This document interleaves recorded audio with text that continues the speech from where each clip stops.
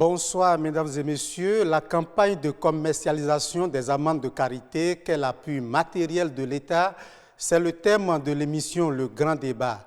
Sur ce plateau, un cadre du ministère de l'Industrie et du Commerce, M. Jean-Bernard Favy. Il est le directeur général du commerce. M. Jean-Bernard Favy, bonsoir. Bonsoir, monsieur le journaliste. Nous avons également ici M. Hervé Poussine. Il est acteur de la filière karité au Bénin. M. Hervé Poussine, bonsoir. Bonsoir, M. Claude Adigli.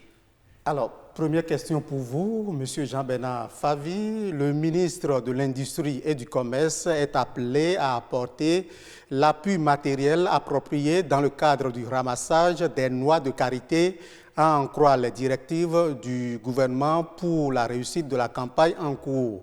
Monsieur Jean-Bernard Favy, en tant que directeur général du commerce, en quoi consiste cet appui matériel? Merci beaucoup, monsieur le journaliste. Vous savez, d'abord, le karité fait partie des produits que le gouvernement est en train de valoriser et en train de mieux organiser d'ailleurs en filière.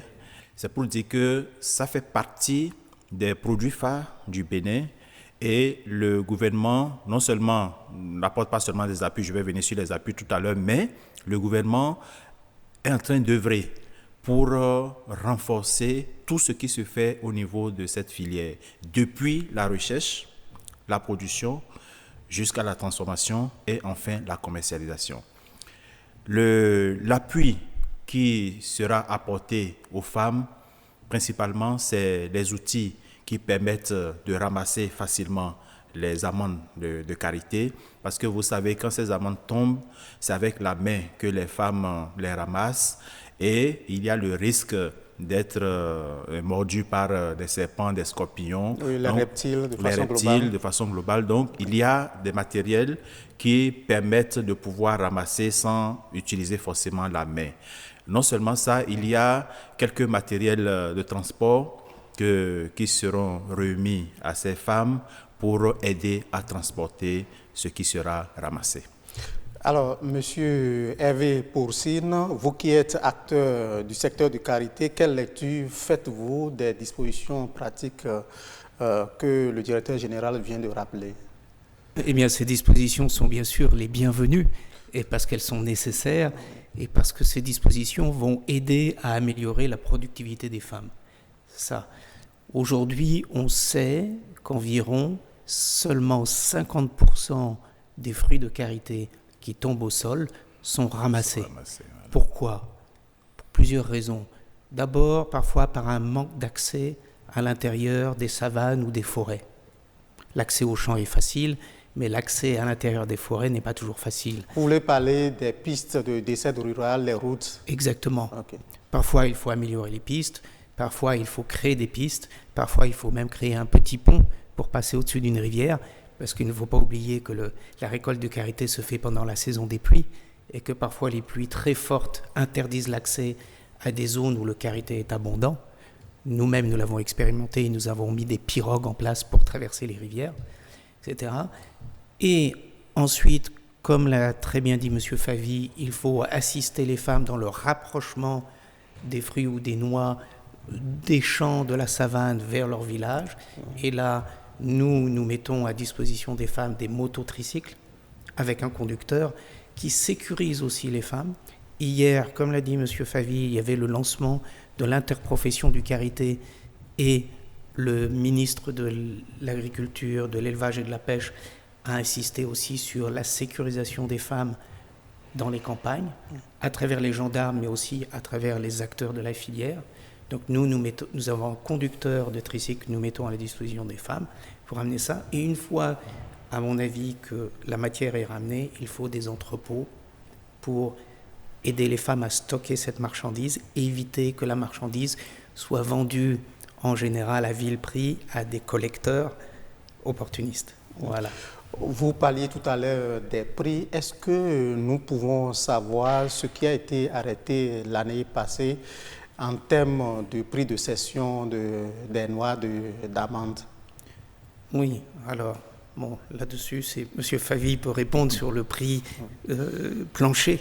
car c'est son ministère qui l'indique. Tout à fait. Mais aujourd'hui, pour cette campagne 2020-2021, quel est le prix qui a été retenu? Vous pouvez rappeler ça Oui, très bien. aux Je téléspectateurs. pense que chaque année, depuis plusieurs années, en tout cas depuis que je suis là, le prix de lancement de la campagne est de 100 francs le kilo. Voilà. Ok. Bon, comme il y a une question qu'on doit vous poser avant de quitter la phase des prix, parce que tout à l'heure, M. Hervé Poussine vous a renvoyé la balle. Que dites-vous? Est-ce que vous avez quelque chose à ajouter aux détails liés au prix de cession? Nous savons que sur le marché, les prix de cession varient de 100 francs jusqu'à 240-250 francs environ le kilo. Voilà ce que je pourrais vous dire. Bon, Monsieur Jean-Bernard Favi, je suis avec vous, j'y reste. Combien de tonnes d'amandes de karité sont commercialisées annuellement au Bénin? Alors, au Bénin, nous exportons jusqu'à environ 120 000 tonnes d'amandes de karité. Il y a une partie qui est transformée, ce qui est transformé tourne autour de 40 000 à 50 000 tonnes transformées sur le plan artisanal ou comme sur le plan industriel et semi-industriel. Mais il faut dire que c'est à peine 50% de la production que les femmes arrivent à ramasser. Ça veut dire que si nous devons parler de la production, même sur le plan national, cette production doit avoisiner plus de 300 000 tonnes. Alors, vous avez dit 300 000 tonnes. Ce volume de production rapporte combien de francs CFA à l'économie béninoise? Alors, ça dépend. Par exemple, il y a quelques tasses qui sont perçues au cordon douanier sur le kilo ou bien sûr la tonne. Mais ce qui est beaucoup plus important, c'est que nous devons mettre en œuvre un certain nombre de dispositifs pour nous permettre de pouvoir ramasser le maximum. C'est ça qui est le défi du gouvernement actuellement. Et non seulement ça, vous devez savoir que le karité est une plante sauvage et des actions sont en cours pour pouvoir la domestiquer. Okay. C'est ça qui est important. Avant qu'un arbre de karité ne produise, il faut attendre 20 à presque 25 ans. Avant que ça ne commence pas à produire des fruits. Vous voyez le nombre d'années? Alors que les efforts qui sont en cours aujourd'hui par le gouvernement du président Patrice Talon est de domestiquer cet arbre pour que déjà dans l'intervalle de 5 ans, 6 ans maximum, que ça commence pas à produire. Vous voyez, donc ce sont des actions qui vont permettre d'améliorer considérablement et la production, la transformation et également l'importation. Une question pour vous, Monsieur Hervé Poussine. Le Bénin aujourd'hui se place en 4e position en Afrique de l'Ouest en termes de production de karité, après le Mali, le Nigeria aussi, le Burkina Faso. Alors aujourd'hui, quelles sont les contraintes que vous vivez dans ce secteur-là? D'accord, je vais répondre à cette question. Oui. Mais avant, je voudrais complémenter ce qu'a dit M. Favi, parce que je pense qu'une façon de motiver le paysan à produire plus serait de mettre en place des récipicés d'entreposage autour d'entrepôts. Oui. Puisque, pour principe, similaire à ce qui se passe par exemple au coton. Le récipicé, c'est quoi de façon pratique? C'est-à-dire le paysan amène sa marchandise, ses amandes, il reçoit un reçu qui va donner la qualité de l'amande ramenée et le volume, le nombre de kilos ou de tonnes.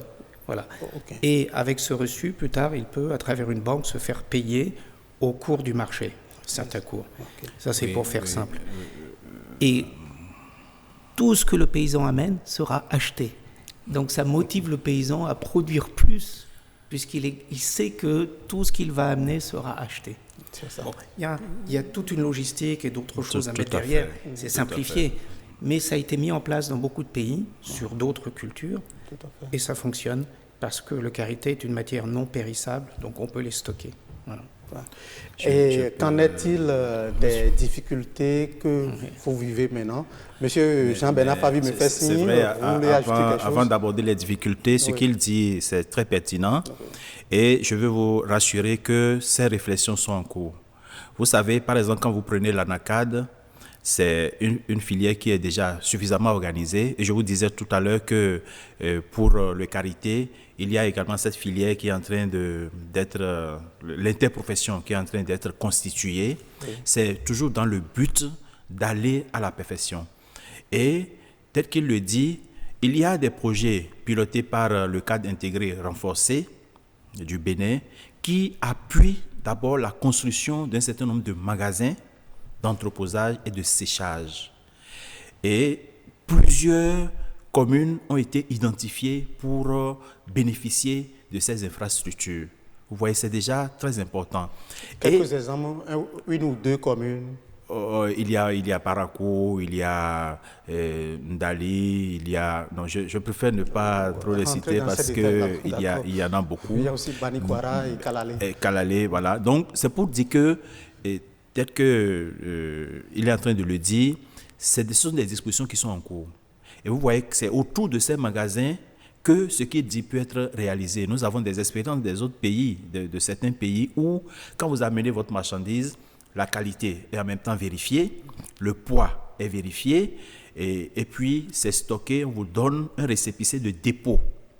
Et même, on peut aller plus loin, quand vous prenez ce récépissé, vous pouvez même aller faire des prêts dans une institution de microfinance en attendant que votre marchandise ne soit vendue. Donc, c'est des démarches. Et quand la filière n'est pas bien organisée, nous ne pouvons pas aller à ça. Donc, je crois que nous faisons le pas et l'objectif, c'est d'aller à ces pratiques-là pour pouvoir faciliter non seulement la chose aux femmes, parce que vous savez, le karité, c'est beaucoup plus les femmes qui s'en occupent, qui ramassent. Or, l'aspect genre est prise en compte dans tout ce qui se fait aujourd'hui pour accompagner le développement. Monsieur Hervé Poussine, alors quelles sont les difficultés, quelles sont les contraintes auxquelles vous faites face en pratique sur le terrain? Alors je dirais, la première contrainte, c'est la contrainte du marché. C'est ça. C'est ça qui guide, qui tire toute la filière. Et donc, il faut connaître le marché. Et si je fais simple, dans le karité, il y a deux marchés. Il y a le marché alimentaire, la confiserie, qui recherche uniquement, principalement à acheter des amandes, donc pas de transformation, ou peu. Mais il y en a quand même certains, comme la société Fludor, qui livrent ce marché et qui transforment les amandes au beurre sur place. Et vous avez le marché de la cosmétique qui est beaucoup plus réduit, c'est 10 à 20% des volumes, qui achètent du beurre de karité déjà transformé, artisanal ou semi-industriel. Donc vous avez un marché alimentaire pour les industriels, un marché cosmétique pour les artisanaux semi-industriels. Il faut connaître ce marché, je pense que c'est une connaissance, et accéder à ce marché.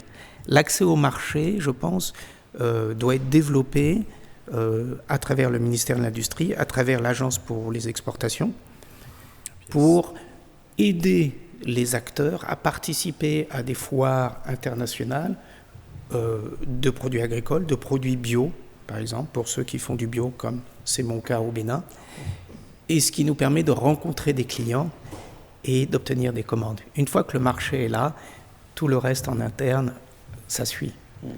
Monsieur Jean-Bernard Favi, Monsieur Hervé Poussine vient de dire qu'il y a des contraintes liées au marché. Est-ce que vous avez d'autres lectures par rapport aux difficultés qu'il vient d'énumérer? Non, pour moi, les difficultés sont réelles, ce qu'il vient de dire. Il est vrai qu'aujourd'hui, sur deux grands marchés, le karité est utilisé dans le domaine cosmétique comme dans le domaine alimentaire. Et l'État a accompagné quand même beaucoup d'acteurs. Même aujourd'hui, si certains arrivent à livrer sur le marché américain, ça a été des appuis que l'État a apportés pour aider à participer aux foires, comme il a su bien le dire. Et c'est pendant ces foires que ceux-là qui arrivent à livrer aujourd'hui ont pu détecter des demandeurs pour que ça puisse démarrer normalement. Donc je crois que l'État va continuer dans cette logique, dans cette lancée, en continuant à appuyer. Et mieux, vous savez, le chef de l'État a demandé que nos ambassades soient utilisées aujourd'hui pour identifier des opportunités pareilles. Ça veut dire que les ambassades jouent ce rôle d'identification d'investisseurs, de clients pour les produits phares que nous avons. Vous voyez, donc c'est des appuis déjà donc, du gouvernement qui peuvent toujours contribuer à augmenter l'exportation, la production, la transformation. Est-ce que vous voulez dire que la diplomatie veut récupérer les enjeux agricoles pour évoluer, c'est ça? Mais tous les autres pays le font. Vous savez que la diplomatie, ce n'est pas seulement s'occuper de l'aspect politique. Il y a l'aspect commercial qui est également en vogue. Et comme les autres pays le font, c'est les ambassades qui font ces genres de négociations, qui facilitent, qui identifient. Donc, le chef de l'État a voulu que le Bénin s'inscrivent également dans cette logique-là et les ambassades ont déjà commencé par travailler pour cela. Monsieur Hervé Poursine, voilà, vous avez souligné un certain nombre de difficultés. Est-ce que vous avez des approches de solutions à suggérer? Oui, donc comme ce que nous avons énoncé au début du débat, c'était d'augmenter la productivité des femmes et le taux de récolte, le pourcentage d'amandes qui sont récoltées. Okay. Donc, je pense que des mesures simples comme la création de pistes ou l'amélioration de pistes, la fourniture de mototricycles aux coopératives, la construction d'entrepôts et aussi l'appui technique aux coopératives pour qu'elles s'organisent, qu'elles se regroupent en union autour d'un entrepôt. L'État peut apporter son soutien, financement. Ce que je souhaiterais aussi, si je peux me permettre, c'est que l'État, en fait, soutienne la création de champions économiques. C'est un peu pas mon dada, mais mon credo. Ce concept-là, est-ce que vous pouvez l'expliquer, champion économique? Oui, c'était un champion économique, c'est une entreprise qui est soutenue dans un domaine particulier. Souvent, on commence peut-être par des PME, PMI, et l'État va soutenir l'entreprise à travers des garanties, des prêts bonifiés, parfois un soutien par le biais de PTF à travers l'État, à passer à l'étape supérieure pour que l'entreprise nationale ait les capacités de rayonner au-delà du périmètre national, puisse exporter et devienne un champion. Vous allez avoir plus de revenus, plus de devises, et ces entreprises qui se développent, qui sont formalisées, créent un écosystème de fournisseurs autour d'eux, aussi organisés, formalisés. Donc le champion tire vers le haut aussi tout un écosystème de fournisseurs et d'entreprises ou de partenaires locaux. Vous avez parlé tout à l'heure de prêts à taux bonifiés pour ceux qui ne sont pas des rompus en matière d'économie. Est-ce que vous voulez faire allusion aux prêts, au lieu que ce soit 12% de taux d'intérêt, que ce soit peut-être 8%, c'est ça? Ou moins. Parfois, certains pays font 1%, 2%. Après, c'est suivant les capacités et les priorités de l'État. Mais un taux bonifié permet à une entreprise qui n'a pas les moyens, par exemple, de donner beaucoup de garanties, ce qui est le cas souvent des PME agricoles, d'accéder au crédit. Et le crédit va permettre d'acquérir des équipements, d'améliorer la productivité et la qualité des produits qui sont faits. Et donc de baisser aussi le prix en améliorant la productivité. Et donc, vous êtes au Bénin depuis un certain nombre de temps, mais souvent, quel est le pic que le prix des amendes de karité atteint? Quel est le prix le plus élevé, je veux dire, depuis que vous êtes là? Le Conseil des ministres a parlé de 100 francs le kilogramme il y a une semaine, à peu près une semaine. Et bref, qu'est-ce que vous voulez signifier dans ce sens-là? Bon, le prix commence à 100 francs, c'est le prix plancher.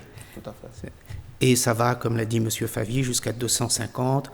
et parfois même 300 francs. Mais ce n'est pas la même chose parce que 300 francs, c'est au port. C'est un prix, on appelle FOB, port de Cotonou. Okay. Donc, entre les deux, vous avez les commerçants, les collecteurs, les transporteurs qui sont dans la chaîne de valeur du karité, des champs jusqu'au port. Voilà, pour les amendes. Je parle uniquement des amendes. Et après, ça va dépendre de la production des arbres.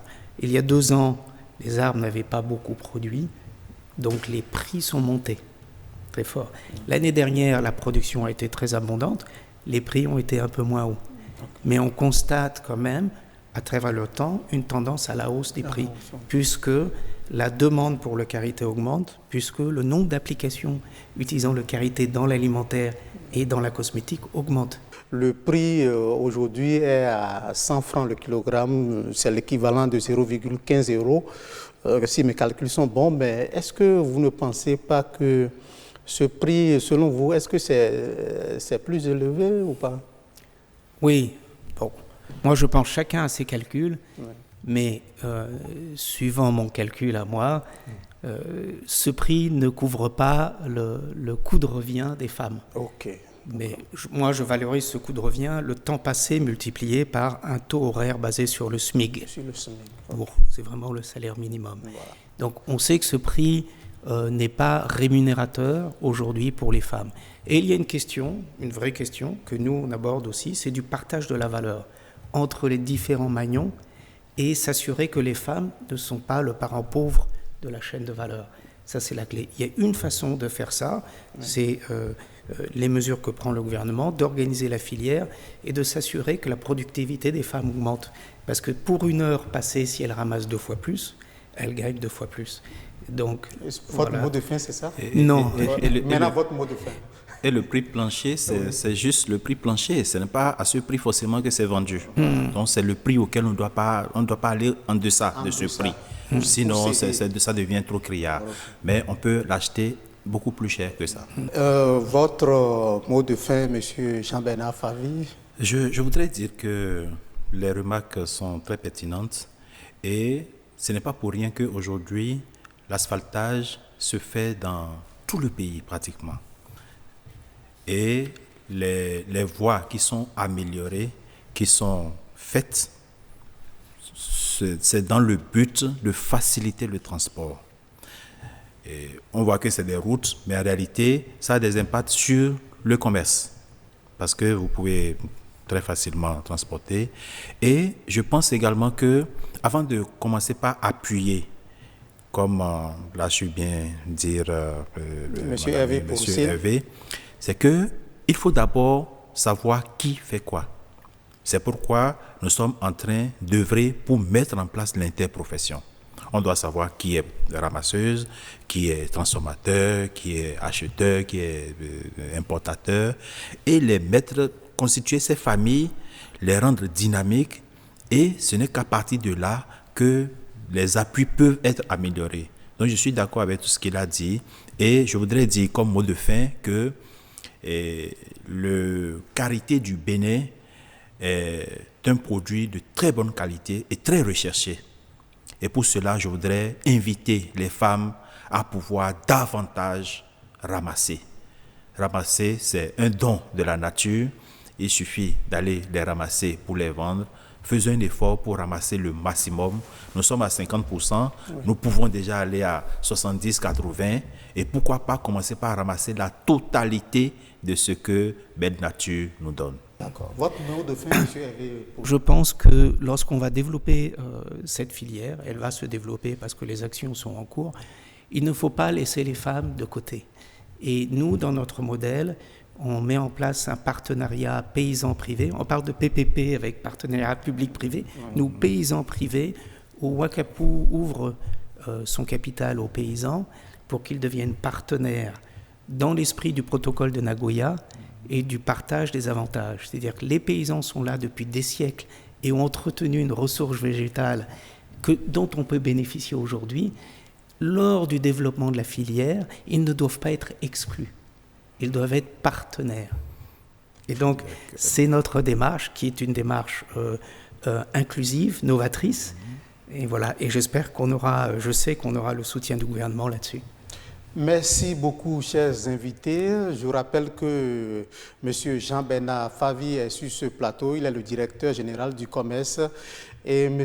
Hervé Poursine, il est acteur de la filière Karité au Bénin. Je veux dire deux choses pour conclure cette émission. Le karité constitue un produit agricole d'importance. Et il faut noter que les recettes annuelles que l'État tire de l'exportation des amandes de karité, ces recettes sont estimées à 1,3 milliard de francs CFA. Ce chiffre ne tient pas compte naturellement de la consommation à l'intérieur du pays. Le grand débat, un autre rendez-vous est pris pour la prochaine fois. Mesdames et messieurs, merci.